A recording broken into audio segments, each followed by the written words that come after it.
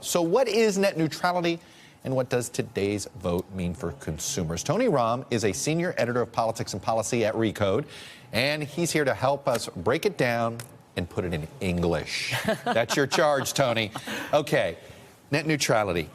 You hear it, the phrase is awful, right? You know, people hear it, they don't quite know what it means. What did it mean? Yes. Net neutrality is the idea that all internet traffic should be treated equally. Mm-hmm. So an internet provider, whether it's Comcast or it's AT&T or Verizon, theoretically, they shouldn't be able to block your ability to look at websites or slow down your internet connection. And in some cases, charge third parties with video and music more to offer that to consumers. And for years, there have been rules on the U.S. government's books, and constantly telecom companies have sued to kill those rules. Now we find ourselves in a position in which Republicans were in control of the FCC. Obviously, Donald Trump was in the White House, and the vote we saw today scrapped the Obama-era protections. Here's what I don't get, though. Look, the internet service provider that I use has different, it says, okay, I can pay this amount of money for this broadband speed and this amount of money if I want it a little bit faster, and this amount of money if I want even more bandwidth and a little bit of fast. And that's during net neutrality. So explain how net neutrality still allowed for that. Yeah, you're buying tiers of speed, but you're saying that everything that you access is going to come to you at that speed. The issue that a lot of net neutrality folks have is, what if AT&T were allowed to continue with its purchase of Time Warner, which the U.S. government is holding up, and it said that, it was only going to offer HBO and other content to its consumers.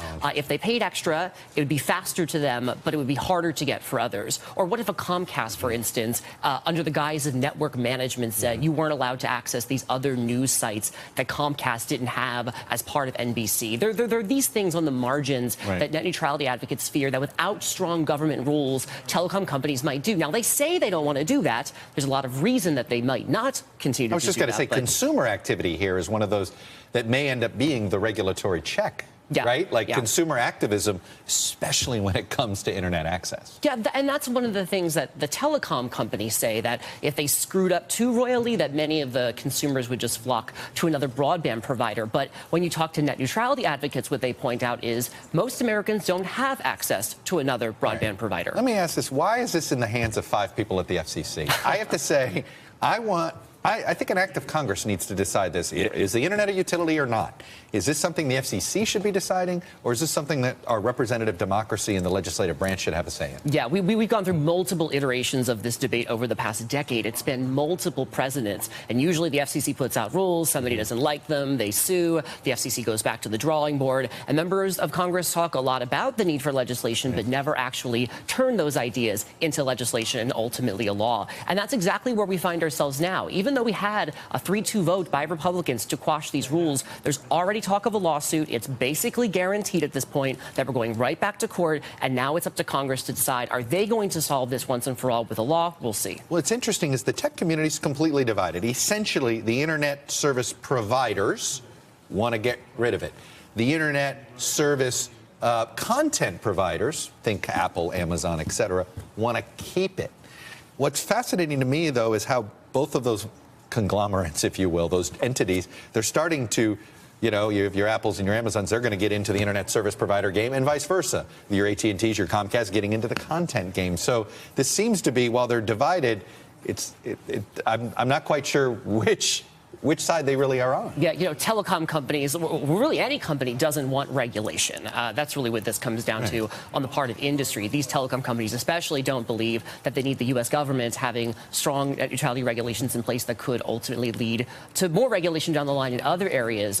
You could actually flip the script a little bit. FCC Chairman Ajit Pai, the Republican who put forward this repeal, has been talking about whether there's a need for net neutrality for the internet, for companies like Facebook and Google, and the way that you see stuff on your news feed or in search results. Now, he's not putting forward those regulations, but hypothetically, the idea is, should we think more broadly about the kinds of things we regulate and how? Okay, they scrapped the rules. but we're going to have a lawsuit. So, and it'll probably be big. The reason I brought that up, it'll probably be big names behind this lawsuit. Yeah. The Amazons, the Apples. It's not going to be just individual Joe and Jane X. Potentially. I mean, those companies haven't said directly they're going to sue. It'll probably be their lobbying organizations by names that most consumers haven't heard of, but there will definitely be a case here. How do you get standing if nothing's happened yet, though? Well, because the concern is that, well, it was really twofold. First is that startups would be mostly hurt by this. You know, YouTube can afford to pay for faster access to one's pipes, but the smaller video startup that maybe neither of us has heard of, you know, they can't pay those tolls to a company like Comcast or AT&T.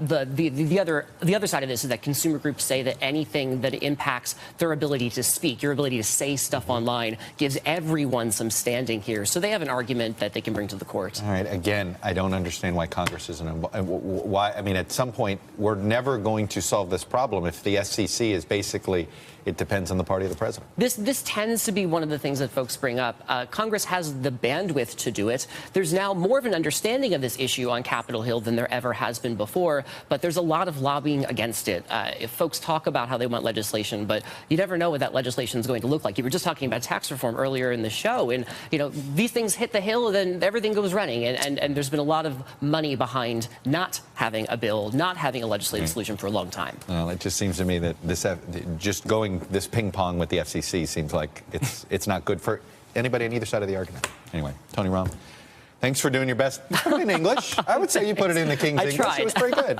All right, thanks very much. Hey there, I'm Chris Hayes from MSNBC. Thanks for watching MSNBC on YouTube. If you want to keep up to date with the videos we're putting out, you can click subscribe just below me, or click over on this list to see lots of other great videos.